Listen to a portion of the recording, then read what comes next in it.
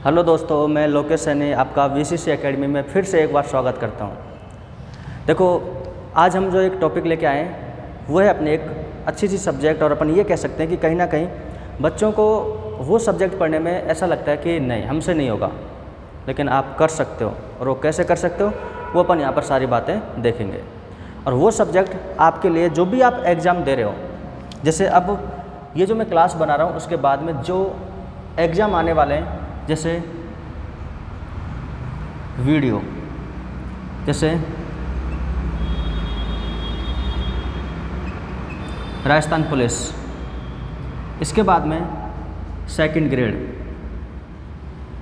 Plus first grade, इनमें कहीं ना कहीं यहाँ से क्वेश्चन आ जाते हैं। अब आप बोलोगे सर ऐसा क्या स्टार्ट करने वाले हो आप, तो कुछ होगा स्टार्ट करने का, तो वो है अपने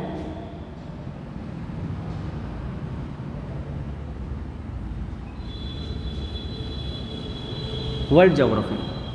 और इस वर्ल्ड ज्योग्राफी का अपन जब अध्ययन करते हैं, अपन जब पढ़ाई करते हैं, तो अपन को ये समझ नहीं आता कि अपन को पढ़ना क्या है, क्योंकि बहुत सारी वर्ल्ड ज्योग्राफी आप कितना पढ़ोगे बताओ। विश्व का भूगोल, नाम ही क्या है उसमें, विश्व, पूरा वर्ल्ड। लेकिन फिर भी हमारे को ऐसे टॉपिक देखने होते हैं जहाँ से हमको क्वेश्चन निकालने होते हैं। और मैं आपको जो आज टॉपिक पढ़ाने वाला हूँ, समझाने वाला हूँ, वो कहीं ना कहीं आपकी एग्ज़ाम की दृष्टि से आप ये मान के चलना बहुत ही ज़्यादा इम्पोर्टेंट रहेगा। और हर एग्ज़ाम में कम से कम एक क्वेश्चन या सम्मिलित करने वाला, मिलान करने वाला यहाँ से क्वेश्चन आता है। और मैं ये चाहता हूँ कि आप वो क्वेश्चन अच्छे से करके आओ, गलत आपका ना हो।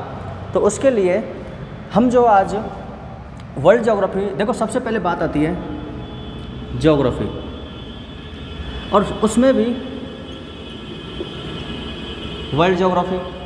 अब बात यहाँ पर ये, सर हम वर्ल्ड ज्योग्राफी को कैसे पढ़ें, ये तो बहुत सारी है, लेकिन याद रखना कि जब आप वर्ल्ड ज्योग्राफी को पढ़ोगे तो इसमें आपको 4-5 जो चीज़ें होती हैं वो आपको सबसे ज़्यादा इम्पोर्टेंट है, आपको ध्यान रखनी होती है। जैसे आप पढ़ रहे हो महाद्वीप, क्या पढ़ रहे हो आप, महाद्वीप। अब महाद्वीप पढ़ने के लिए आपको ये पता होना चाहिए कि महाद्वीप में से क्वेश्चन बनते कैसे हैं। जैसे महाद्वीप में आपसे पूछेगा प्रमुख पठार, पर्वत, अगला पूछेगा आपसे नदियाँ, इसके बाद में आपसे पूछेगा जैसे झीलें, फिर आपसे पूछेगा मरुस्थल, और लास्ट में जाकर के पूछ लेता है खनिज। क्या पूछ लेता है, खनिज। तो इस तरीके से आपको पढ़ना होता है। और यदि आप इस तरीके से आप पढ़ाई करते हो तो आप ये मान के चलना कि आने वाली एग्ज़ाम में आपका जो क्वेश्चन है वो यहाँ से गलत नहीं होगा।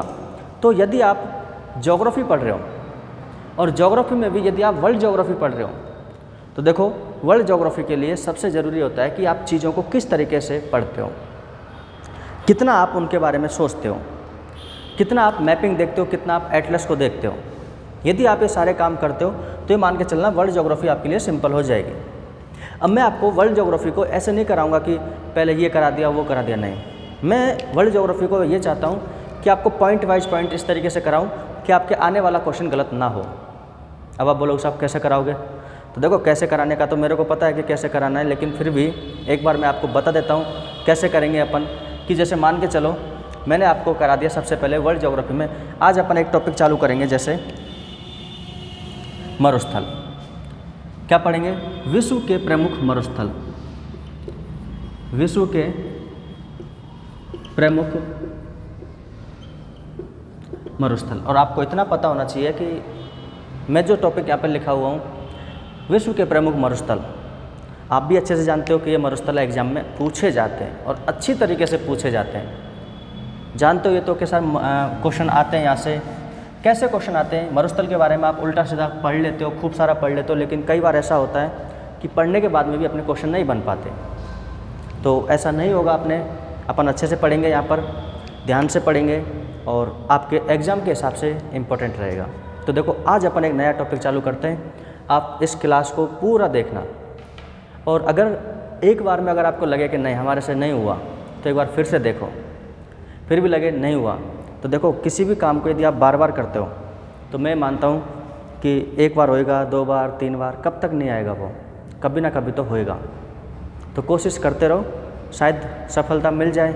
और जिस दिन आपने कोशिश करना बंद कर दिया तो डेफिनेट है कि आपको सफलता नहीं मिलेगी।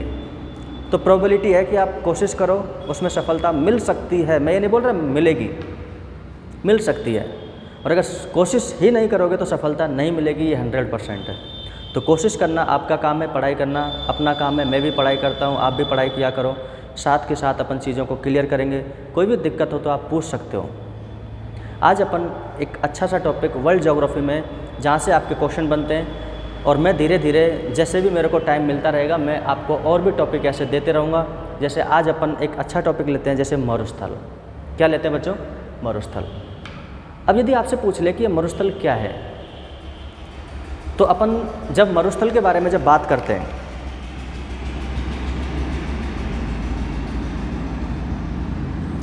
कोई हमसे ऐसे बोलता है मरुस्थल। मरु मतलब आप जानते हो, मरु मतलब रेत जिसको अपन कहते हैं, और स्थल मतलब अपन बोलते हैं कोई भी भाग, पार्ट। तो ऐसा भाग जहाँ पर क्या है? रेत है। क्या कहलाता है? मरुस्थल। ये अपने गांव की लैंग्वेज होती है, गांव की परिभाषा। गांव का मतलब मैं ये नहीं बोल रहा कि गांव से पढ़े लिखे नहीं होते, समझदार नहीं होते, लेकिन नहीं, अपन क्या करते हैं, शब्दों के आधार पर उसका मतलब निकाल देते हैं, जो कि गलत होता है कहीं ना कहीं। क्योंकि ज़रूरी नहीं होता कि जहाँ पर रेत पाई जाती है वहाँ पर ही मरुस्थल बने। अब आप बोलोगे सर ऐसे कैसे? आप तो मरुस्थल का मतलब यही होता है कि ऐसा स्थान या ऐसा भाग जहाँ पर क्या पाई जाती है, अपने रेत पाई जाती है। और अभी आप बोल रहे हो कि ज़रूरी नहीं है कि जहाँ पर रेत पाई जाए। बिल्कुल। तो मरुस्थल की डेफिनेट परिभाषा क्या है? तो मरुस्थल की परिभाषा निकल के आती है कि ऐसा क्षेत्र, कोई भी एरिया ले लो आप, कोई भी एरिया ले लो, ऐसा क्षेत्र जहाँ 25 सेंटीमीटर से कम वर्षा प्राप्त होती है। ऐसा क्षेत्र जहाँ पर 25 सेंटीमीटर से कम वर्षा प्राप्त होती है, क्या कहलाता है अपने? मरुस्थल। अब आप बोलोगे ऐसे थोड़ी होता है, आप कोई भी मरुस्थल देख लेना। तो आप ऐसे बोलोगे कई बार कि नहीं सर 25 सेंटीमीटर से कम वर्षा तो बहुत जगह होती है। हाँ जी बिल्कुल, जहाँ पर 25 सेंटीमीटर से कम वर्षा होगी वो कहलाएगा अपना मरुस्थल। अब आप कुछ ऐसे अपने दिमाग में आता है कि सर अपने जो इंडिया की अपन बात करें, भारत की,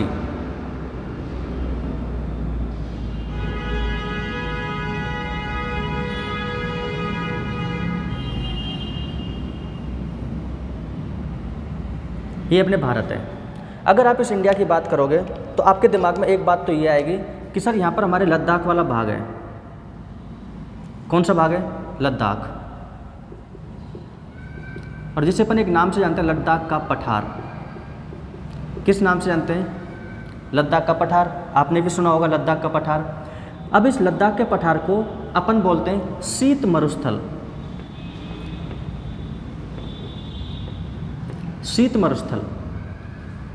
लेकिन अगर हम बात करें हमारे राजस्थान की, ये क्या है? राजस्थान। और इसी राजस्थान में, पश्चिमी राजस्थान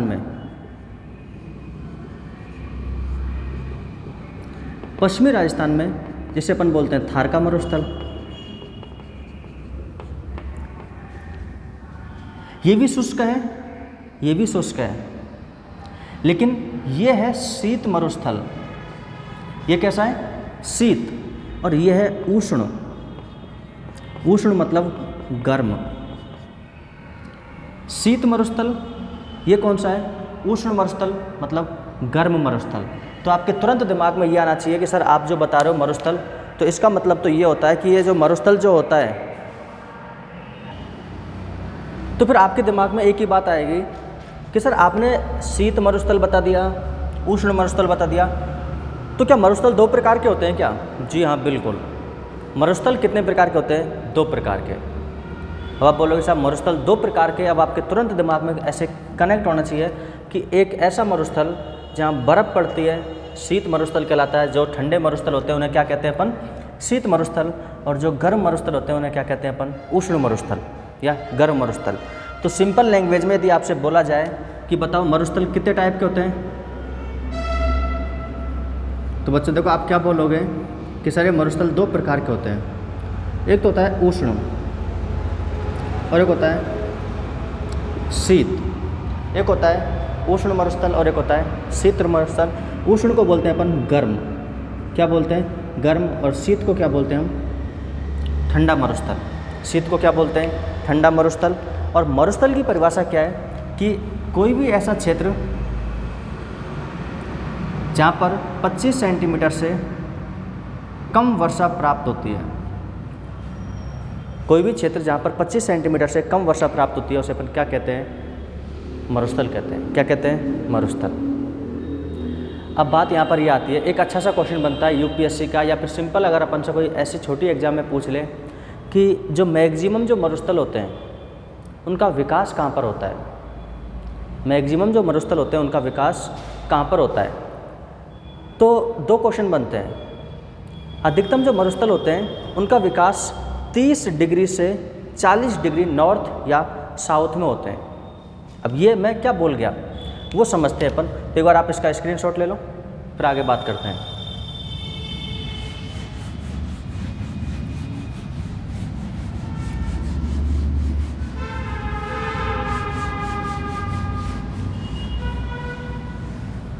देखो समझना अच्छे से।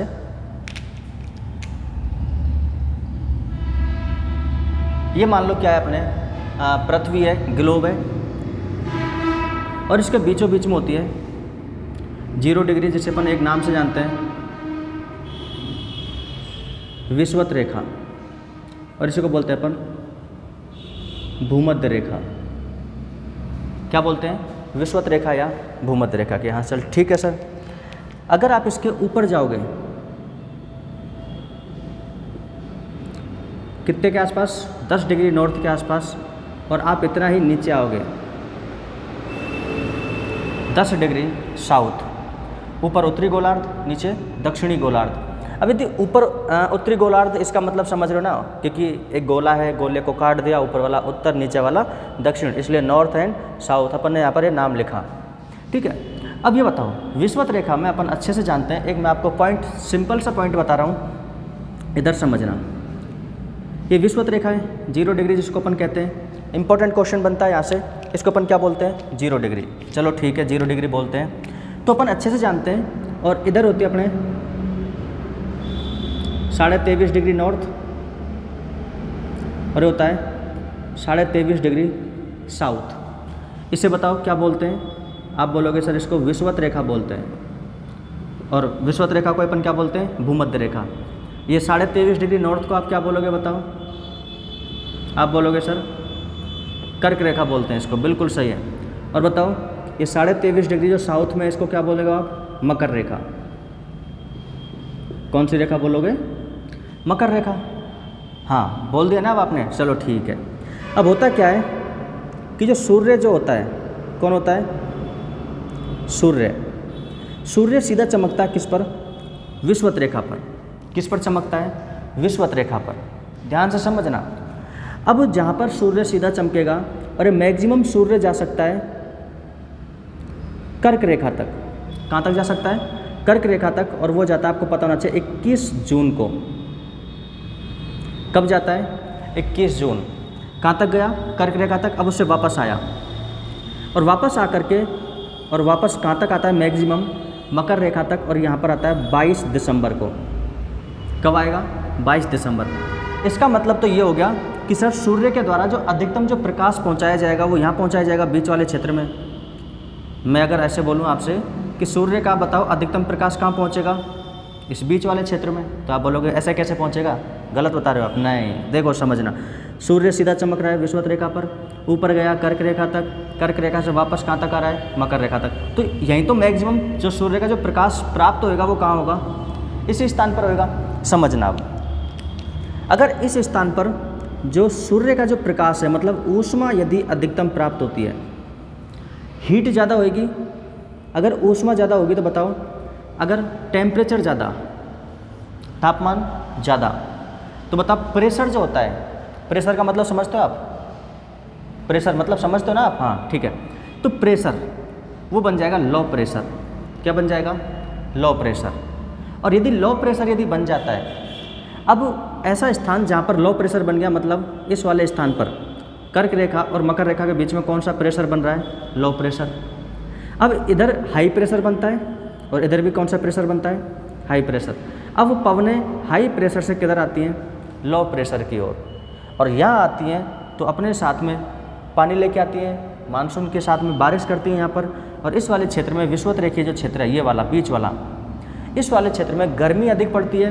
गर्मी अधिक पड़ने के बावजूद यहाँ पर लो प्रेशर बनता है। लो प्रेशर बनने के बाद में यहाँ बारिश ज़्यादा होती है। बारिश ज़्यादा होती है, वनस्पति ज़्यादा पाई जाएगी। और यदि वनस्पति ज़्यादा पाई जाएगी तो जैव विविधता भी ज़्यादा पाई जाएगी। तो सीधा सा क्वेश्चन बनता है कि बताओ पृथ्वी पर सर्वाधिक जैव विविधता किस क्षेत्र में पाई जाती है? तो आप बोलोगे विषुवत रेखीय क्षेत्र या भूमध्य रेखीय क्षेत्र में, पहली बात तो। अब बताओ इस वाले क्षेत्र को मैं क्या नाम दे रहा हूँ? ये जो एरिया है अपना, इस वाले एरिया को मैं क्या नाम दे रहा हूँ बताओ? विषुवत रेखीय क्षेत्र। विषुवत रेखीय क्षेत्र बोल दिया मैंने, चलो ठीक है, हो गया। अभी बताओ क्या इस वाले क्षेत्र में मरुस्थल बनेगा क्या? आप बोलोगे सर नहीं बनेगा। अब मैं ज़बरदस्ती बुलवा रहा हूँ आपसे, नहीं बोलेगा। आप बोलोगे नहीं बोलेगा, बोलना पड़ेगा आपको कि इस क्षेत्र में मरुस्थल देखने को आपको नहीं मिलेंगे। और आपको कारण पता चल गया, क्योंकि यहाँ टेम्परेचर ज़्यादा होता है। टेम्परेचर ज़्यादा होने की वजह से यहाँ बारिश भी ज़्यादा होती है। और यदि बारिश ज़्यादा होती है तो मरुस्थल कहाँ आएंगे? मरुस्थल का मतलब तो है 25 सेंटीमीटर से कम बारिश, लेकिन जबकि यहाँ तो क्या हो रही है? ज़्यादा बारिश। तो मरुस्थल बनते कहाँ हैं? तो मरुस्थल बनते हैं अपने यहाँ, मान के चलो यह है 30 डिग्री नॉर्थ और ये है 40 डिग्री नॉर्थ। ऐसे इधर 30 डिग्री साउथ और ये जो क्षेत्र है ये है 40 डिग्री साउथ।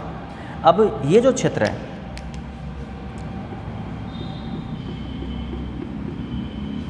अब ये जो क्षेत्र है, इस वाले क्षेत्र में अपन ये कह सकते हैं कि मरुस्थल देखने को मिलते हैं। क्या देखने को मिलते हैं? मरुस्थल। तो कई बार क्वेश्चन पूछ लेता है कि मरुस्थल कहाँ देखने को मिलते हैं, किस तरीके से देखने को मिलते हैं। तो मैं एक लाइन बोल रहा हूँ, यदि आप चाहो तो उसको लिख सकते हो। मैं बोल के सुना रहा हूँ, अब यहाँ पर मैं पूरा लिख नहीं सकता, एक बार आप इसका स्क्रीनशॉट ले सकते हो चाहो तो।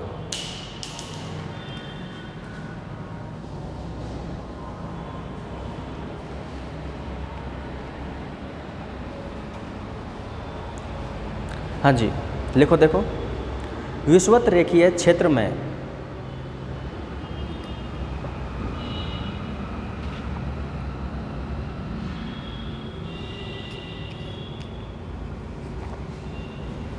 विषुवत रेखीय क्षेत्र में अधिक तापमान के कारण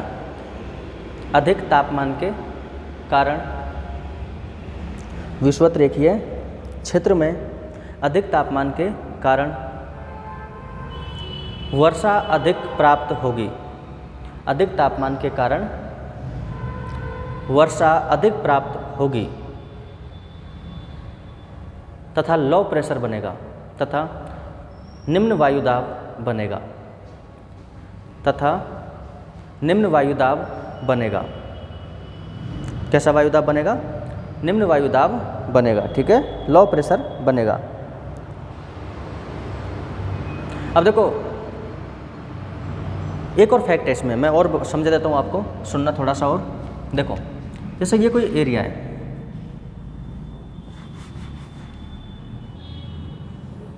ये कोई भाग है, और होता क्या है, चलो मैं आपको इंडिया के संदर्भ में समझाता हूँ, भारत के संदर्भ में। एक क्वेश्चन भी आपका अच्छे से क्लियर हो जाएगा।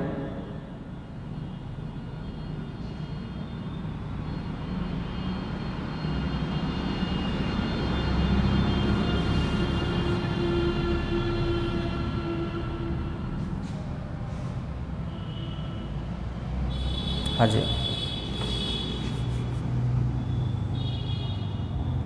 देख लेना आप अपने हिसाब से, ऐसा ही बनाना आता है मेरे को। गर्मियों के दिनों में क्या होता है, गर्मी पड़ेगी यदि भारत में, तो बताओ यहाँ क्या बनेगा? Low pressure. और अपने हिंद महासागर में क्या बनेगा, हाई प्रेशर। अब होता क्या है कि जब लो प्रेशर बनता है ना तो पवनें ऊपर उठती हैं। पवनें कहाँ उठती हैं, ऊपर। और जैसे ये पवनें ऊपर उठेंगी और यहाँ से हाई प्रेशर से जो पवनें चलती हैं, ये पवनें अपने साथ में आर्द्रता लेकर के आती हैं। पवनें क्या लेकर के आती हैं, आर्द्रता। और जब आर्द्रता लेकर के आती हैं तो हाई प्रेशर से चलती हैं कहाँ पर, लो प्रेशर की ओर। और जैसे ही इनको स्थान मिलता है वहाँ करके, क्योंकि आर्द्रता होती है इनके पास में, पवनें गर्म होती हैं यहाँ पर जहाँ पर लो प्रेशर बनता है, उनके संपर्क में आकर के ये बादलों का निर्माण करती हैं। और बादलों का जैसे निर्माण करती है तो ये क्या कर देती है, बारिश कर देती है। तो भारत में जैसे गर्मियों में बारिश होती है तो वही तो है मरुस्थल में भी। यहाँ अपने लो प्रेशर है, पवनें उठेंगी, यहाँ ही प्रेशर है, तो यहाँ से जो ठंडी पवनें है वो तो यहाँ से उठ गई, इधर आ गई, इधर वाली उधर चली गई।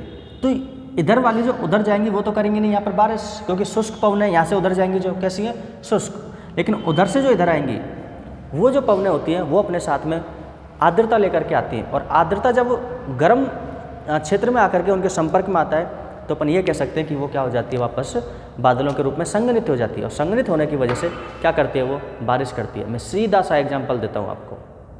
एक गिलास में ठंडा पानी ले लिया आपने, ठंडा पानी ले लिया गिलास में आपने। ठंडा पानी लेने के बाद में आप देखते हो कि जो स्टील का जो गिलास होता है उसके चारों तरफ क्या जम जाती हैं, बूंदें। जैसे वो ठंडा गिलास गर्म वातावरण में आया, गर्म वातावरण में आने के बाद में उसने उस गर्म वातावरण को क्या कर दिया, ठंडा कर दिया। और ठंडा करने की वजह से पानी की बूंदें जम गई। और आप सोचो जब गिलास इतना काम कर सकता है, एक छोटा सा गिलास, तो इतनी सारी मानसूनी पवनें जब आती हैं आपस में तो कितने सारे क्षेत्र को क्या कर देती हैं, संघनित। और संघनित करने के बाद में बारिश करने के लिए क्या कर देती है, मजबूर कर देती है, सीधी सी बात है। तो अपन लिख रहे थे कि विषुवत रेखीय क्षेत्र में अधिक तापमान के कारण वर्षा अधिक प्राप्त होगी तथा लो प्रेशर बनेगा एवं पवनें ऊपर की ओर उठकर, एवं पवनें ऊपर की ओर उठकर, एवं पवनें ऊपर की ओर उठकर उच्च वायु दाब वाले क्षेत्रों की ओर, उच्च वायु दाब मतलब हाई प्रेशर, उच्च वायु दाब वाले क्षेत्रों की ओर। और उच्च वायु दाब वाला क्षेत्र कौन सा है इधर, 30 से 40 नॉर्थ और 30 से 40 साउथ। तो कोष्टक में आप लिख सकते हो 30 से 40 नॉर्थ, 30 से 40 साउथ। तो उच्च वायुदाब क्षेत्रों की ओर गति करती हैं जो वर्षा नहीं करती, जो क्या नहीं करती, वर्षा नहीं करती। याद रह जाएगा, ठीक है। नहीं आए समझ में तो और देख लेना, इतना कोई अपने तीर नहीं मार रहे अपन कि समझ नहीं आ रहा होगा थोड़ा बहुत। तो मेरे हिसाब से यहाँ तक आ गया होगा। ये ऐसे क्या कर रहे थे अपन, ऐसे कुछ है ना, तो आ गया होगा। अब देखो एक क्वेश्चन अपने और बनता है छोटा सा। वैसे तो बाद में पढ़ेंगे अपन, पवनें वगैरह पढ़ेंगे, ये जितनी भी धाराएं होती हैं, गर्म जल धाराएं, ठंडी जल धाराएं, ये क्या होती हैं वो सब पढ़ेंगे अपन। लेकिन उससे पहले यदि हम बात करें, एक क्वेश्चन बनता है कि अधिकतम जो मरुस्थलों का जो निर्माण होता है वो अधिकतम मरुस्थलों का निर्माण किसी भी महाद्वीप के पश्चिमी तट पर होता है। और अपन पढ़ेंगे भी कि मैक्सिमम जितने भी मरुस्थल जो बने महाद्वीपों के पश्चिमी तट पर बने। कहाँ पर बने, पश्चिमी तट पर। और उसका कारण क्या होता है, क्योंकि पश्चिमी तट पर मरुस्थलीय जलवायु पाई जाती है। कौन सी जलवायु, मरुस्थलीय जलवायु। अब चलो मैं एक बार समझा देता हूँ थोड़ा सा बेसिक सा, आप देख लेना एक बार। देखो ये मान के चलो 0 डिग्री है, मैं एक भाग ले रहा हूँ, जैसे ये ले लिया मैंने, सपोज करना ये ले लिया मैंने। चलो मैं इसको अच्छे से, और चलो पूरा बता, ये हो गया, ये 0 डिग्री हो गया। और ये आपको पता ही है ये 10 डिग्री हो गया नॉर्थ में, 10 डिग्री नॉर्थ में। तो यहाँ तक तो आपको पता ही है कि ये कौन सी होगी, विषुवत रेखीय वाला क्षेत्र होगा। तो यहाँ तो बारिश अच्छे से होएगी, तो मरुस्थल तो बनने के कोई चांस ही नहीं है, इससे ऊपर बनेगा। अब इसके ऊपर वाले भाग को, इससे ऊपर वाले भाग को अपन 3 भागों में बांट देते हैं। कितने भागों में, 3। देखो इधर पूरब है, इधर क्या है, पश्चिम। तो पूर्वी जो भाग होता है इसमें जो जलवायु पाई जाती है वो पाई जाती है मानसूनी। कौन सी जलवायु, मानसूनी। और बीच वाले में जो अपने 3 भाग अपने जो बांटे हैं उसमें पाई जाती है सूडान तुल्य जलवायु। सूडान तुल्य जलवायु, और जो लास्ट का जो बचता है उसमें पाई जाती है मरुस्थलीय जलवायु। कौन सी जलवायु? मरुस्थलीय जलवायु। तो आप सिंपल सा एक लैंग्वेज में याद रखना, क्योंकि महाद्वीपों के पश्चिम में मरुस्थलीय जलवायु पाई जाती है, और इस वजह से वहाँ पर क्या होता है, अपने मरुस्थलों का निर्माण ज़्यादा होता है। ठीक है।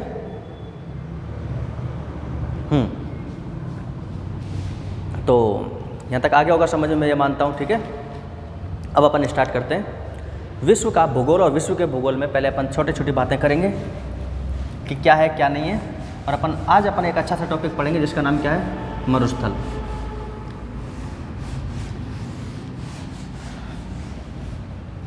तो पहले अपन एक बार महाद्वीपों के बारे में देख लें। किसके बारे में?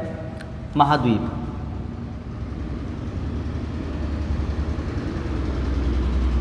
टोटल महाद्वीप कितने? आप बोलोगे 7। क्या बोलोगे आप? 7। हम इसको 2 भागों में बांट लेते हैं। महाद्वीपों को कितने भागों में बांट लिया? 2 भागों में। एक तो देख लिया हमने क्षेत्रफल की दृष्टि से। किसकी दृष्टि से? क्षेत्रफल की दृष्टि से। एक बात कर रहे हैं हम जनसंख्या की दृष्टि से। क्षेत्रफल की दृष्टि से और जनसंख्या की दृष्टि से। अब मैं एक ऐसे सिंपली रफली एक वर्ल्ड का मैप बना रहा हूँ, थोड़ा सा मेरे को जितना आता है मैं बना रहा हूँ।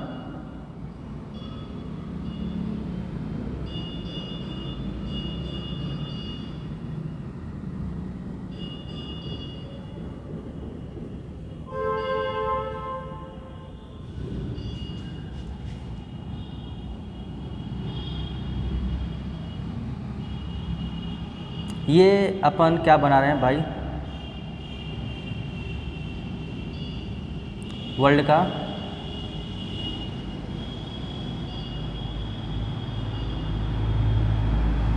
मैप बना रहे हैं अपन रफली वे में। नीचे जगह नहीं है इसलिए मैंने ऊपर बना दिया इसका थोड़ा सा। ये रहा, ये विश्व का क्या है? मैप है। बस अपने समझ में आना चाहिए, तुम्हारे समझ में आना चाहिए, वही सबसे बड़ी बात है। अपन बात करते हैं पहले, सबसे पहले क्षेत्रफल की दृष्टि से। किसकी दृष्टि से? क्षेत्रफल की दृष्टि से। तो आपको इतना पता होना चाहिए कि क्षेत्रफल की दृष्टि से कि जो एशिया जो महाद्वीप है, कौन सा महाद्वीप? एशिया। ये सबसे बड़ा महाद्वीप है, नंबर 1। दूसरा है अफ्रीका। अगला कौन सा है? अफ्रीका। फिर ये दोनों भाई भाई आ गए अपने उत्तरी अमेरिका। देखो वैसे उत्तरी अमेरिका में पहले से 3 आ रहा है, तो 3 नंबर। दक्षिणी अमेरिका 4 नंबर। तो पहला देखा अपन ने एशिया, दूसरा देखा अपन ने अफ्रीका, तीसरा देखा उत्तरी अमेरिका, चौथा देखा अपन ने दक्षिणी अमेरिका। अगला है 5वां अंटार्कटिका। ये कौन सा नंबर का है? 5वें नंबर का। और 6वें नंबर का आपको पता होना चाहिए, यूरोप। 6वें नंबर का कौन है? यूरोप। और 7वें नंबर का कौन बच गया अपने भाई? 7 वाला ऑस्ट्रेलिया। तो मैं एक बार इनको क्रम से लिख दूं फिर से। तो क्षेत्रफल के आधार पर अपन इनको देखें तो नंबर 1 है अपने एशिया। एरिया के हिसाब से कैसा है? मैक्सिमम। दूसरा है अपने अफ्रीका, तीसरा है अपने उत्तरी अमेरिका, चौथा है अपने दक्षिणी अमेरिका, 5वां है अपने अंटार्कटिका, 6वां है अपने यूरोप, और 7वां है अपने ऑस्ट्रेलिया। 7वां कौन सा है? ऑस्ट्रेलिया। ये किसकी दृष्टि से? अपने एरिया वाइज। तो एरिया वाइज हो ही जाएगा आपसे। एक बार स्क्रीनशॉट ले लो जल्दी से।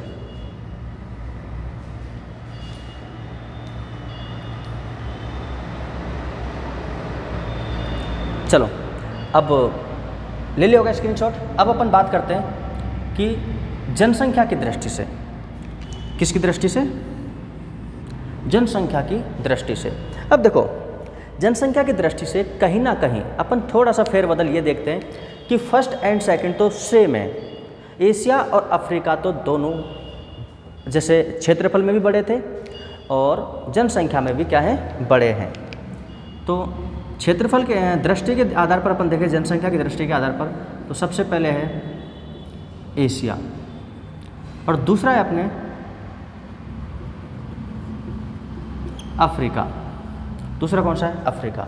अब यहाँ पर बात ये आती है कि सर ये तीसरा, चौथा, पांचवा कौन सा है?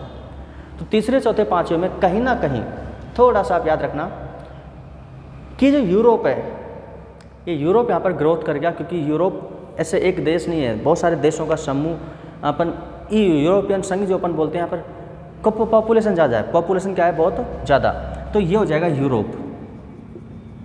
और बाद में जो अगले हैं 4-5, ये दोनों north America, south America, north America और साउथ अमेरिका। इसके बाद में आपको पता ही है ऑस्ट्रेलिया आ जाएगा, क्योंकि आपको पता होना चाहिए 5 हो गए।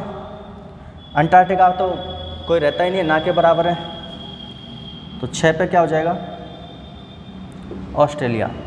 अब बोलोगे साहब ऑस्ट्रेलिया में कम रहते हैं क्या, जनसंख्या बहुत कम है क्या? हाँ जी, ये ऑस्ट्रेलिया जो है ना, इसका ये आधा भाग तो पूरा का पूरा मरुस्थल है, अपन देखेंगे इधर। और लास्ट में कौन सा रह जाएगा, अंटार्कटिका। तो ये क्षेत्रफल के जनसंख्या के आधार पर है अपने। अगर आपसे पूछे कि बताओ विश्व में सर्वाधिक जनसंख्या किस महाद्वीप पर पाई जाती है? एशिया महाद्वीप पर, और सबसे कम अंटार्कटिका, जिसको अपन बोल देते हैं कई बार शून्य जनसंख्या। क्या बोल देते हैं? शून्य जनसंख्या। कहाँ पर पाई जाती है? अंटार्कटिका में। तो ले लो जल्दी से स्क्रीनशॉट फटाफट से। चलो आगे बात करते हैं। अब हम एक एक महाद्वीप को लेकर के बात करेंगे अब हम, कि किस महाद्वीप की क्या विशेषता है। उसमें मरुस्थल की बात करेंगे अपन आज, विशेषताओं की तो नहीं, लेकिन मरुस्थल की अपन बात करेंगे कि मरुस्थल कौन कौन से यहाँ पर पाए जाते हैं। तो आज अपन बात करते हैं कौन से वाले मरुस्थल की? एशिया की।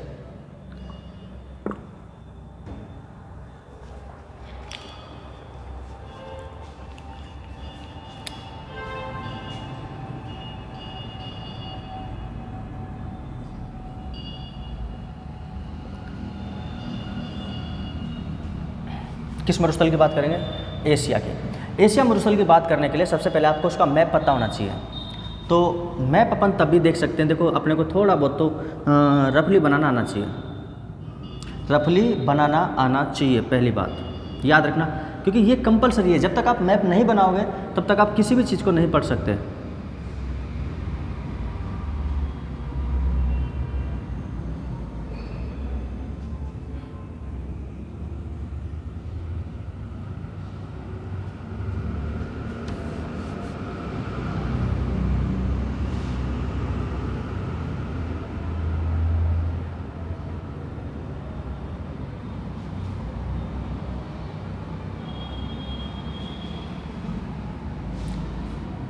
हाँ बस यही है, और तो क्या है इसमें, और छोटे मोटे देश यहाँ पर भी हैं थोड़े बहुत, बस ये अपना इस तरीके से क्या है, एशिया है। ये क्या है? एशिया।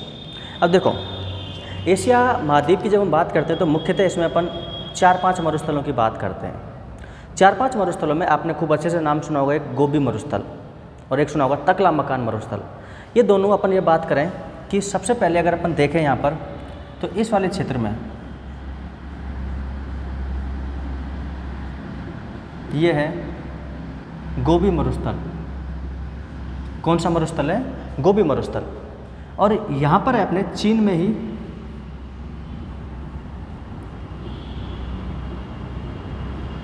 तकला माकन मरुस्थल। कौन सा मरुस्थल है?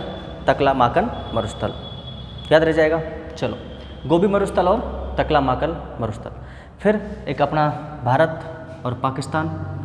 भारत और पाकिस्तान में यहाँ पर जो मरुस्थल जो पाया जाता है, इसे आप एक अच्छा सा नाम देते हो जिसका नाम है थार मरुस्थल। किस नाम से जानते हो? थार मरुस्थल के नाम से। एक यहाँ पर इस जगह पर देश है ईरान। इसे अपन बोलते हैं ईरान मरुस्थल। इसे क्या बोलते हैं बच्चों? ईरान मरुस्थल। और एक यहाँ पर है अरब देश, जिसको अपन अरब कंट्री बोलते हैं ना। और बताओ अरब में है तो क्या बोलोगे इसको? अरब का मरुस्थल। किस नाम से जानोगे इसको आप? अरब के मरुस्थल के नाम से। सीधा सीधा आपसे इनके बारे में क्वेश्चन सबसे पहले पूछता है, गोबी मरुस्थल, तकला मकान मरुस्थल, तकला माकन, याद रखना, तकला माकन मरुस्थल, थार मरुस्थल, ईरान, अरब। ये अपन इनकी विशेषता देखेंगे 2-2, 3-3 पॉइंटों में क्या क्या विशेषता है इनकी। लेकिन पहले लोकेशन अपने को पता होना चाहिए कि कहाँ पर है ये। तो पहली बात आती है विस्तार। और विस्तार में यदि हम बात करें एक एक को लेकर के, गोबी मरुस्थल का विस्तार, इसके विस्तार की बात करें तो मंगोलिया। अगर मंगोलिया ऑप्शन में ना हो तो बताओ आप क्या करके आओगे? चीन। मंगोलिया विस्तार ऑप्शन में ना हो तो क्या करके आओगे? चीन। अब इस गोबी वाले मरुस्थल की देखो, गोबी फल अपन जानते हैं, अपने यहाँ सब्जी है, सब्जी गोबी सब्जी बोलते हैं ना। सब्जी कौन खाते हैं? जानवर खाते हैं। और आप तो इतना याद रखना कि वहाँ जो गोबी मरुस्थल है वहाँ गोबी को कौन खाता है? घोड़े और ऊँट खाते हैं। क्या खाते हैं? घोड़े और ऊँट खाते हैं। यदि घोड़े और ऊँट खाते हैं तो घोड़े गोबी खा खा के उनकी जो कुबड़ है कैसी हो गई? 2 कुबड़ हो गई उनकी। कितनी हो गई? 2 कुबड़। और जो ऊँट जो हैं, मैंने घोड़े बोल दिया, ऊँट जो हैं वो गोबी खा खा करके उनकी कुबड़ कैसी हो गई? 2 हो गई। और जो घोड़े हैं वो गोबी को खा खा करके कैसे हो गए? जंगली। तो सीधे सीधे जंगली घोड़े और 2 कुबड़ वाले ऊँट पाए जाते हैं कहाँ पर? गोबी मरुस्थल या मंगोलिया। तो इसकी क्या विशेषता हो जाएगी? 2 कुबड़ वाले ऊँट पाए जाते हैं। 2 कुबड़ वाले ऊँट पाए जाते हैं। 2 कुबड़ वाले ऊँट पाए जाते हैं। कहाँ पर पाए जाते हैं? गोबी मरुस्थल में। और गोबी मरुस्थल का विस्तार कहाँ पर है? मंगोलिया। अगर ऑप्शन में ना हो तो चीन।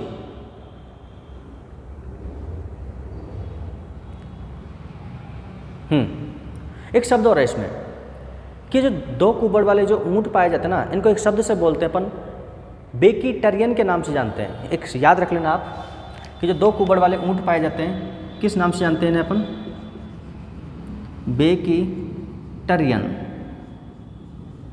किस नाम से जानते हैं इनको अपन? बेकीटेरियन के नाम से हम इसको जानते हैं। याद रख लेना, सिंपल सी बात है। तीसरी विशेषता कि यहाँ पर कैसे घोड़े पाए जाते हैं? जंगली घोड़े। कैसे घोड़े पाए जाते हैं? जंगली घोड़े।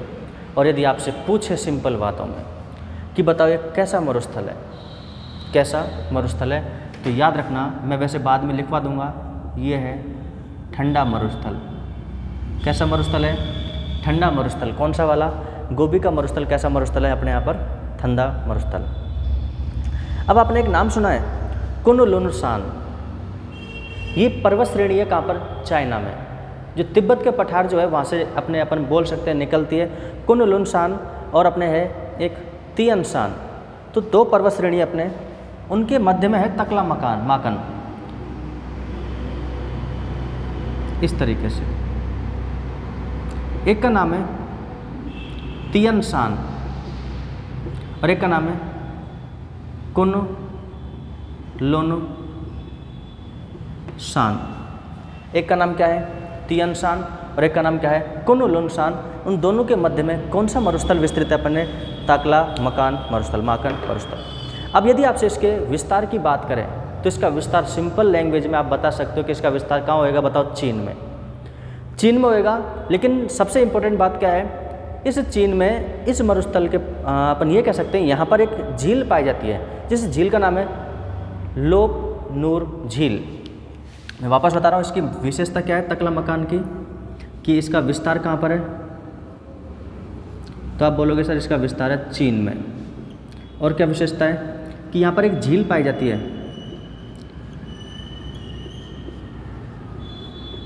लोपनूर झील। और जो लोपनूर जो झील है, इसमें यहाँ पर चीन के द्वारा परमाणु परीक्षण किए जाते हैं।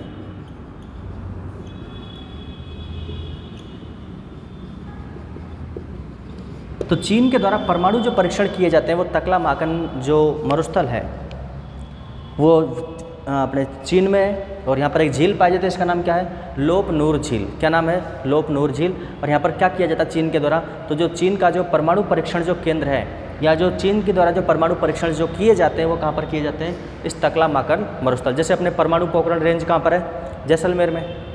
परमाणु जो है कहाँ पर है, जैसलमेर में, तो वो भी कहाँ पर है, मरुस्थल में। तो सिंपल लैंग्वेज में आप बता सकते हो कि हाँ जैसे अपने यहाँ पर है वैसे ही वहाँ होएगा, बिल्कुल ठीक है। और अगर आपसे पूछे कि बताइए कैसा मरुस्थल है, तो आप क्या बोलोगे वापस से कि सर ये भी कैसा मरुस्थल है, ठंडा मरुस्थल है। कैसा मरुस्थल है, ठंडा। यहाँ तक समझ में आ रहा है। चलो किसकी बात करें अब, थार के मरुस्थल की। किसकी बात करें, थार के मरुस्थल की। तो ये तो आपको पता ही है, विस्तार इसका हो जाएगा अपने इंडिया में और पाकिस्तान में। तो भारत पाक में इसका क्या है, विस्तार है किसका, थार के मरुस्थल का। और सबसे बड़ी विशेषता है इसके थार के मरुस्थल की क्या, कि यहाँ पर सर्वाधिक आबादी निवास करती है। तो अपन ये बोल सकते हैं कि सर्वाधिक आबादी कहाँ निवास करती है, तो थार के मरुस्थल में। तो मैं लिख रहा हूँ इसको, सर्वाधिक आबादी, इसे अपन जनगणना भी बोल सकते हैं, ठीक है। या आप बोल सकते हो सर्वाधिक जैव विविधता। बताओ सर्वाधिक जैव विविधता भी कहाँ पाई जाती है, अपने थार के मरुस्थल में। कहाँ पर पाई जाती है, थार के मरुस्थल में। और बताओ थार के मरुस्थल के बारे में भारत में क्या है, इंडिया की बात करें अपन, तो इंडिया का जो है पोखरण में, और पोखरण कहाँ पर है, जैसलमेर। क्या है, यहाँ क्या करता है भारत, परमाणु परीक्षण। भारत क्या करता है यहाँ पर, परमाणु परीक्षण। कहाँ करता है, पोखरण, जैसलमेर। ये हो जाएगा मेरे हिसाब से। तो मैं वापस से रिवाइज करवा रहा हूँ, गोबी मरुस्थल जो है मंगोलिया ऑप्शन में ना आए तो आप बोलोगे चीन में। 2-3 बार पढ़ना मेरे साथ में, गोबी मरुस्थल, चीन या मंगोलिया। यहाँ पर 2 कुबड़ वाले ऊँट पाए जाते हैं, जिसे अपन क्या कहते हैं, वेकिट्रियन कहते हैं। यहाँ जंगली घोड़े पाए जाते हैं। मरुस्थल कैसा है, ठंडा। तकलामकान वही चीन में, लोप नूर झील पाई जाती है। मैं झीलों का भी टॉपिक लेके आऊँगा इसी तरीके से। चीन के द्वारा जो परमाणु जो केंद्र है या फिर परमाणु परीक्षण किया जाता है वो यहीं किया जाता है। थार के मरुस्थल के बारे में बताने की ज़रूरत नहीं है, आपको आता होगा अच्छे से। विस्तार भारत पाकिस्तान में। सर्वाधिक आबादी या जैव विविधता वाला जो मरुस्थल है कौन सा, अपने थार का मरुस्थल। हाँ ये भी तो बताओ इसकी श्रेणी क्या है, तो आप बोलोगे साहब उष्ण। क्या है, उष्ण। उष्ण का मतलब गर्म मरुस्थल है। कैसा है, गर्म। इंडिया में पोखरण जो है रेंज अपन जानते हैं, परमाणु परीक्षण यहाँ पर किया जाता है। ईरान की बात करें अपन, तो ईरान का जो मरुस्थल है इसको 2 भागों में बांट देते हैं अपन। कितने भागों में, 2, नॉर्थ और साउथ, उत्तरी और दक्षिणी। अब उत्तरी और दक्षिणी में अपन बात करें तो मैं अगर ईरान के मरुस्थल की बात करूं तो कितने भागों में बांट दिया, 2 भागों में, नॉर्थ और साउथ। नॉर्थ और साउथ।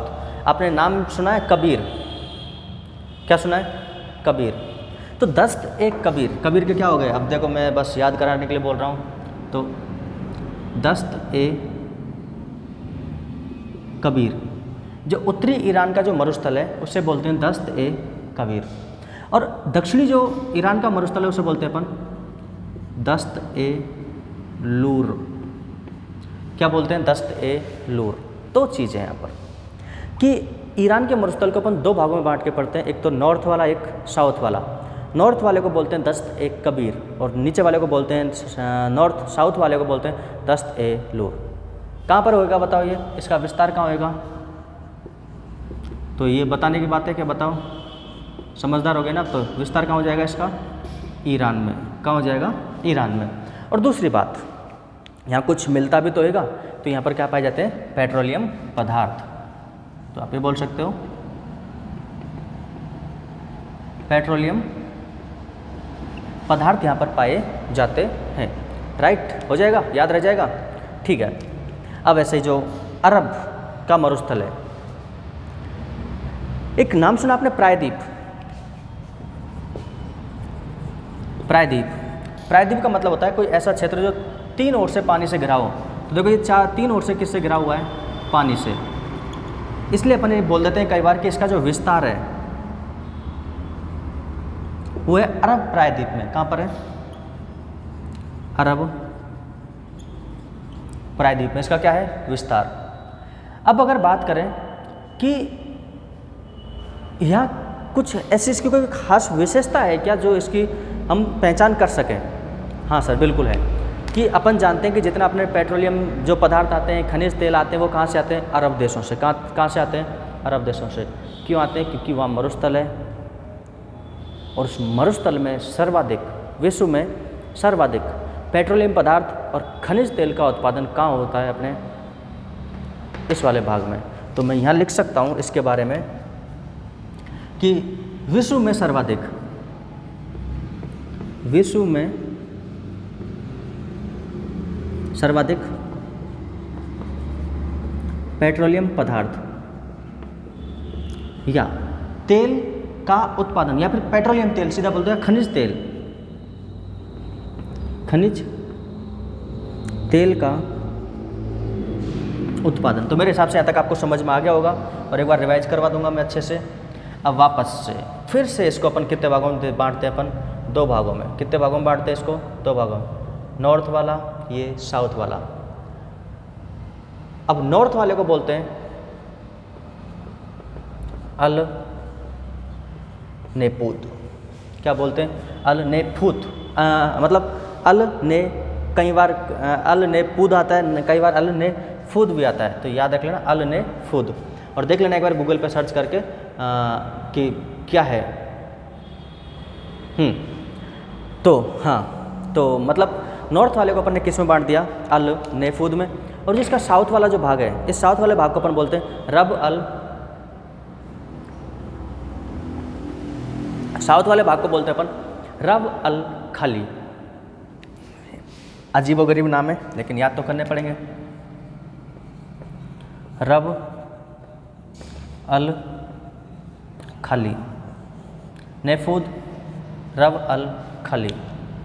मैं वापस से बोल रहा हूँ, गोबी मरुस्थल ठंडा मरुस्थल है। मंगोलिया, चीन, 2 कुबड़ वाले ऊँट, बेकिट्रियन जंगली घोड़े, तकला मकान, तियन शान और कुन्नुन शान के मध्य में विस्तार चीन लोपनूर झील पाई जाती है। चीन का परमाणु केंद्र है।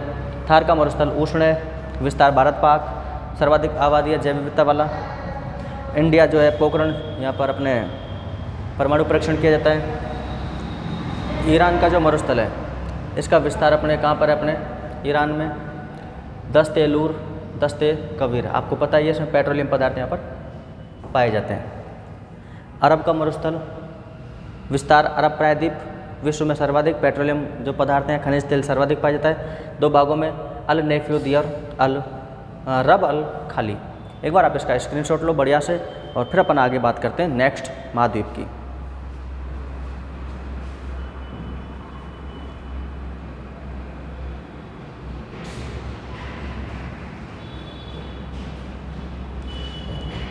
तो याद हो जाएगा अच्छे से, मेरे हिसाब से कर भी लोगे आप याद, और ऐसा लगेगा नहीं आपको कि हार्ड है ये। 2-3 बार आप इसका रिवाइज करोगे ना, तब अपने आप ही हो जाएगा याद। पढ़ना आप इसको अच्छे से। अब बात करते हैं अपन अगले महाद्वीप की, और जिसका नाम है अफ्रीका महाद्वीप। क्या नाम है बच्चों? अफ्रीका महाद्वीप। ले लेना है स्क्रीनशॉट। हाँ जी।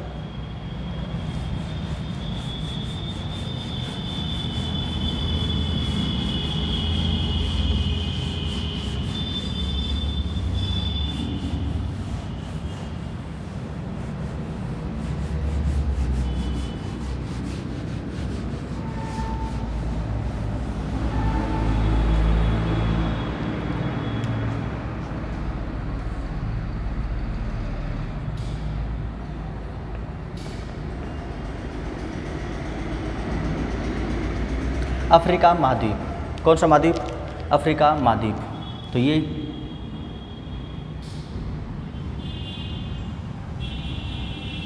कौन सा महाद्वीप बन गया? अफ्रीका।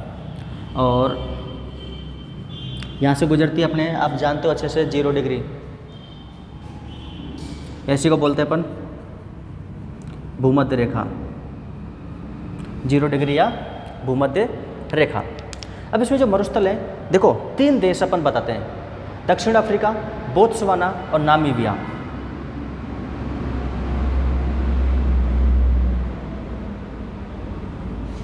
यह है दक्षिण अफ्रीका,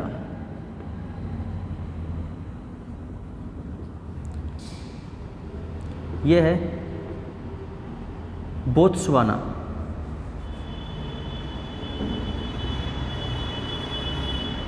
और ये देश है नामीबिया। ठीक है, दक्षिण अफ्रीका, बोत्सवाना और ये है नामीबिया। अब दक्षिण अफ्रीका और बोत्सवाना इस वाले भाग में इस तरीके से एक मरुस्थल पाया जाता है जिसका नाम है अपने कालाहारी मरुस्थल।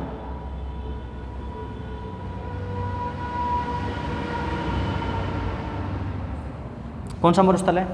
कालाहारी मरुस्थल। तो ये कालाहारी मरुस्थल हो जाएगा। नामीबिया देश में एक मरुस्थल पाया जाता है जिसे हम बोलते हैं उसी के नाम से नामीब मरुस्थल। किस नाम से जानते हैं? नामीब मरुस्थल के नाम से अपन इसको जानते हैं। किसके नाम से जानते हैं? नामीब मरुस्थल के नाम से। अब देखो अपन, हाँ एक और बात कर रहे हैं अपन, तो इस वाले भाग में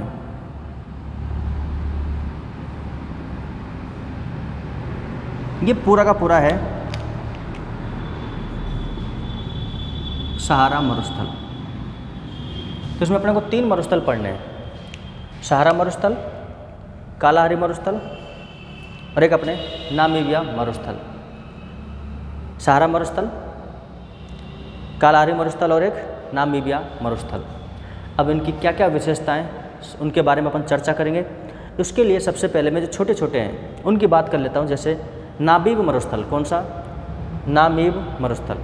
आपको पता होना चाहिए कि इसका जो विस्तार है,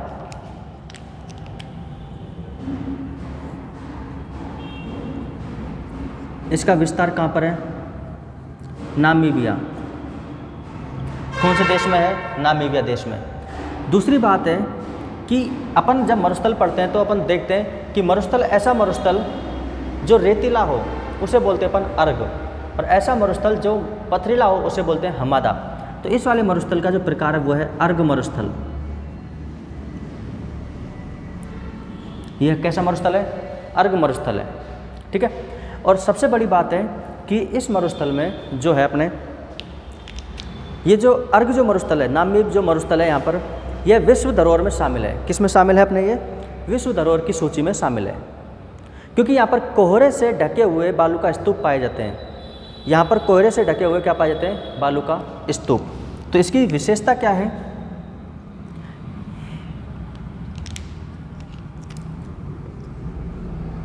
विश्व धरोहर सूची में शामिल।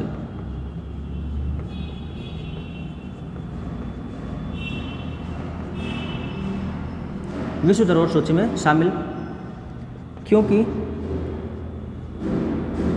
यहाँ पर कोहरे से ढके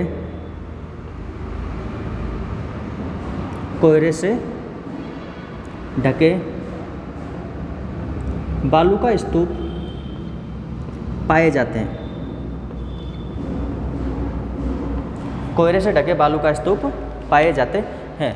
तो मैं वापस से, नामीब मरुस्थल पाया जाता है नामीबिया में। अर्ग का एग्जाम्पल है रेतीला मरुस्थल, जिसको अपन बोलते हैं विश्व धरोहर की सूची में शामिल है, क्योंकि यहाँ पर जो कोहरे से ढके क्या पाए जाते हैं? अपने बालू का स्तूप पाए जाते हैं। बात करते हैं कालाहारी मरुस्थल की। विस्तार, तो आप बोलोगे क्या? बोत्सवाना। और ऑप्शन में अगर बोत्सवाना ना हो तो दक्षिण अफ्रीका। और आप बोलोगे सर दोनों ऑप्शन में आ जाएं, तो आपकी फर्स्ट प्रायोरिटी रहेगी किसकी? बोत्सवाना की। किसकी रहेगी? बोत्सवाना में कौन सा मरुस्थल पाया जाता है? अपने कालाहारी मरुस्थल। वही बात किसका एग्जाम्पल है? ये अर्ग मरुस्थल। और अर्ग बोलते हैं अपन किसको? रेतीला। अर्क किसे बोलते हैं? रेतीला। और यहाँ पर एक जनजाति पाई जाती है जिसका नाम है बुशमैन। इंपॉर्टेंट है, बुशमैन जनजाति कहाँ पर पाई जाती है? कालाहारी मरुस्थल में। इंपॉर्टेंट, बुशमैन जनजाति कहाँ पर पाई जाती है? कालाहारी मरुस्थल में। तो कौन सी जनजाति पाई जाती है? बुशमैन। और इसका जो निर्माण होता है वो होता है बेंगुला धारा से। निर्माण होता है किसका? इसका बेंगुला धारा से। बेंगुला धारा अपन यहाँ पर बात करते हैं कि जल धाराएँ होती हैं, ठंडी जल धाराएँ होती हैं, गर्म जल धाराएँ होती हैं, जो मरुस्थलों के निर्माण के लिए बहुत ज़्यादा जिम्मेदार होती हैं। तो जब अपन जल धाराओं के बारे में, इनके बारे में जब पढ़ेंगे तब अपन इसको पूरा और करेंगे। लेकिन आप अभी इतना याद रखना कि इन दोनों का जो निर्माण है, इधर भी बेंगुला धारा चलती है अपने, बेंगुला ठंडी जल धारा। कौन सी जल धारा चलती है अपने? बेंगुला ठंडी जल धारा। और इधर चलती है गर्म, इसलिए कालाहारी जो है गर्म मरुस्थल है और ये जो है कैसा है? ठंडा मरुस्थल। तो एक बार आप इसका स्क्रीनशॉट ले लो जल्दी से।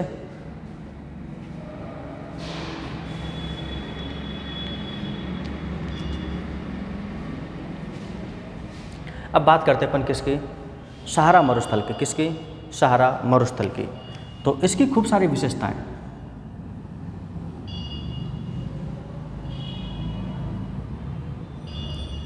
अगर आपसे पूछ ले सिंपल लैंग्वेज में विस्तार, तो आप क्या कहोगे?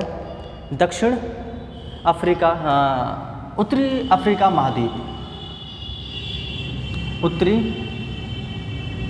अफ्रीका महाद्वीप कि उत्तरी अफ्रीकी महाद्वीप में कौन सा मरुस्थल विस्तृत है? पूरा का पूरा कौन सा है? अपने सहारा का मरुस्थल। क्षेत्रफल की दृष्टि से विश्व का सबसे बड़ा मरुस्थल है। क्षेत्रफल की दृष्टि से विश्व का सबसे बड़ा मरुस्थल। अब आप इस पर स्टार लगा लेना। किस पर? ये जो मैंने सेकंड पॉइंट लिखवाया है इस पर कि क्षेत्रफल की दृष्टि से विश्व का सबसे बड़ा जो मरुस्थल है वो कौन सा है? अपने काला है, अपने सहारा मरुस्थल। इस पर स्टार क्यों लगा लेना? क्योंकि बाद में अपने आप ही पता चल जाएगा। इसकी श्रेणी कैसी है? तो ये है उष्ण मरुस्थल। उष्ण का मतलब जानते हो आप? गर्म मरुस्थल। इतना गर्म है कि ये विश्व का सबसे गर्म मरुस्थल है। विश्व का सबसे गर्म मरुस्थल। विश्व का सबसे गर्म मरुस्थल कौन सा है? अपने सहारा मरुस्थल। कौन सा है? सहारा मरुस्थल। इस सहारा मरुस्थल में एक घास के मैदान पाए जाते हैं। आपने नाम सुना होगा कि सवाना। कौन से? सवाना। तो इम्पोर्टेंट है, सवाना घास के मैदान कहाँ पर पाए जाते हैं? सहारा मरुस्थल में। कौन से घास के मैदान? सवाना घास के मैदान। यहाँ पर दो पवनें चलती हैं और वो है गर्म पवनें। तो यहाँ पर पाई जाने वाली स्थानीय गर्म पवनें, कौन सी पवनें? स्थानीय गर्म पवनें, जिसमें एक है हरमट्टन पवनें। हरमट्टन पवनें। और इन्हीं को अपन बोलते हैं डॉक्टर पवनें। इन्हीं को क्या बोलते हैं हम? डॉक्टर पवनें। हरमट्टन पवनें या डॉक्टर पवनें। और दूसरी पाई जाती है यहाँ पर सिराको पवनें। कौन सी पवनें? सिराको पवनें। और सिराको जो पवनें होती हैं ये ईरान में जाकर के रक्त वृष्टि करती हैं। क्या करती हैं? रक्त वृष्टि करती हैं। कहाँ पर? ईरान में। अब आप बोलोगे क्या बोल रहे हो आप? मैं वापस समझाता हूँ। देखो इधर देखना आप।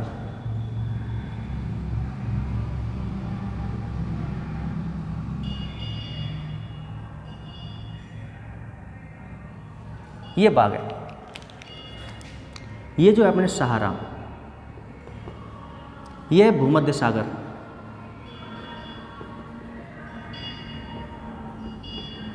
ये है ईरान। ठीक है, ये क्या है? ईरान। होता क्या है कि सहारा मरुस्थल में जो मृदा पाई जाती है वो पाई जाती है लाल रंग की। सहारा मरुस्थल में मृदा कौन से रंग की पाई जाती है? लाल रंग की। तो होता क्या है कि जब यहाँ से ये मिट्टी जब उड़ती है, हवाएं जब चलती हैं, तो हवाओं के साथ में कौन जाएगी? लाल मिट्टी जाएगी। ध्यान से समझना, हवाओं के साथ में लाल मृदा जाएगी और इन हवाओं को अपन एक नाम देते हैं, कौन सी? सिरिको। कौन सी पवनें बोलते हैं अपन इनको? सिराको पवनें। अब जब ये पवनें चलती हैं तो अपने साथ में लाल मृदा को लेके जाएंगे, क्योंकि सहारा के मरुस्थल में जो मृदा जो पाई जाती है, ये मृदा पाई जाएगी लाल। कौन सी मृदा पाई जाएगी? लाल। जब ये लाल मृदा सिराको पवनों के साथ में जाएगी तो भूमध्य सागर के ऊपर से निकलती हैं ये पवनें, और जैसे भूमध्य सागर के ऊपर से निकलती हैं तो अपने साथ में आर्द्रता को ग्रहण कर लेती हैं, और जब आर्द्रता को ग्रहण करती हैं तो ये ईरान में जाकर के क्या करती हैं? वर्षा। और जब ईरान में जाकर के वर्षा करती हैं, लाल मिट्टी के कण हो गए, वर्षा कर रही हैं, तो वर्षा का जो रंग होता है वो कैसा होता है? लाल। इसलिए इसे बोलते हैं हम रक्त वर्षा। क्या बोलती हैं? रक्त वर्षा। तो यही पॉइंट है कि सिराको पवनें रक्त वृष्टि करती हैं। कहाँ पर बच्चों? ईरान में। और ये एक पथरीला मरुस्थल है, इसलिए अपन इसे हम्मादा बोलते हैं। हम्मादा, क्योंकि पथरीला मरुस्थल है ये। कैसा मरुस्थल है ये? पथरीला मरुस्थल का प्रकार है, इसलिए अपन इसे क्या बोलते हैं? हम्मादा।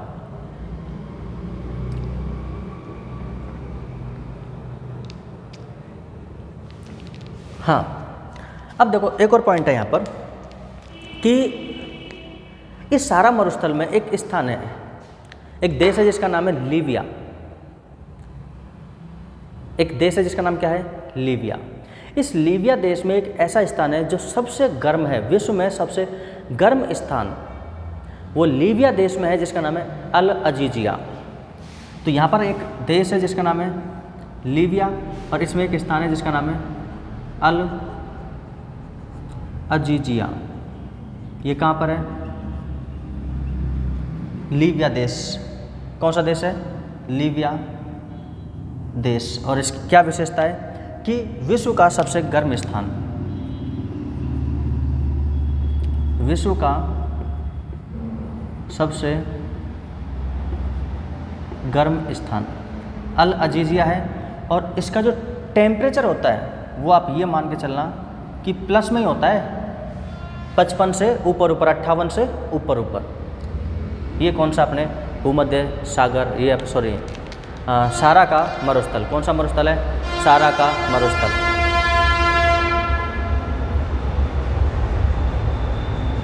इसी के साथ में अपन और बात करते हैं कि एक सोमालिया का मरुस्थल पाया जाता है, जो सोमालिया देश है यहाँ पर, और यहाँ पर एक मरुस्थल पाया जाता है, इसका नाम क्या है? सोमालिया मरुस्थल। कौन सा मरुस्थल पाया जाता है? सोमालिया मरुस्थल। देखो यहाँ पर एक बेसिन है जिसका नाम है कांगो बेसिन। कांगो नदी बहती है, उसके आसपास का जो क्षेत्र है वो बेसिन कहलाता है, तो कांगो बेसिन। अब होता क्या है कि ये जो सहारा मरुस्थल है इधर क्या कर रहा है? प्रसार कर रहा है। प्रसार का मतलब हो रहा है बढ़ रहा है। तो इसके क्षेत्र में एक जो क्षेत्र बना है उसे अपन बोलते हैं साहेल क्षेत्र। किस नाम से जानते हैं उसे हम? साहेल क्षेत्र। कि कांगो बेसिन तथा सहारा के मरुस्थल का जो क्षेत्र है, बीच का जो क्षेत्र है, उसे अपन क्या बोलते हैं? साहेल क्षेत्र के नाम से हम इसको जानते हैं। तो एक बार आप जल्दी से फटाफट से एक बार स्क्रीनशॉट लो, फिर अपन आगे बात करते हैं।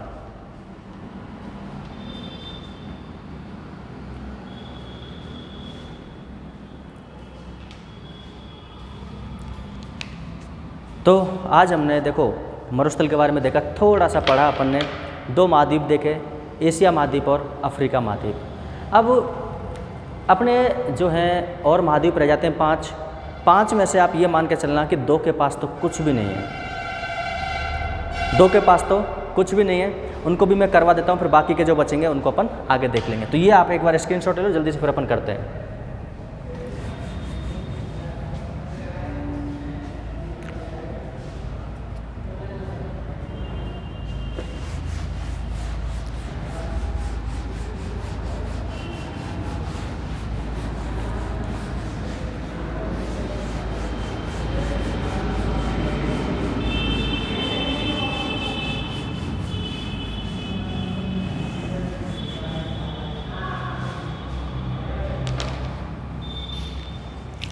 चलो एक मैं आपको बताता हूँ, तीसरा नंबर यूरोप महाद्वीप। आपकी टेंशन कम हो जाएगी, आप सोचोगे इतना इतना पढ़ना है क्या, नहीं। यूरोप महाद्वीप, इसकी सबसे बड़ी खास विशेषता क्या है कि यहाँ पर एक भी मरुस्थल नहीं पाया जाता। यहाँ पर एक भी मरुस्थल नहीं पाया जाता, इसलिए इसे बोलते हैं यूरोप महाद्वीप को मरुस्थल विहीन महाद्वीप। क्या बोलते हैं इसे, मरुस्थल विहीन महाद्वीप। अगला है अपने अंटार्कटिका, नंबर 4, अंटार्कटिका महाद्वीप। ये जो महाद्वीप अपने, इस महाद्वीप पर मैक्सिमम अपन बात करें कि लगभग 90 से 95% या 98% जो भाग है, अंटार्कटिका जो महाद्वीप है इसका लगभग 98% भाग जो है ये बर्फ़ से ढका हुआ है।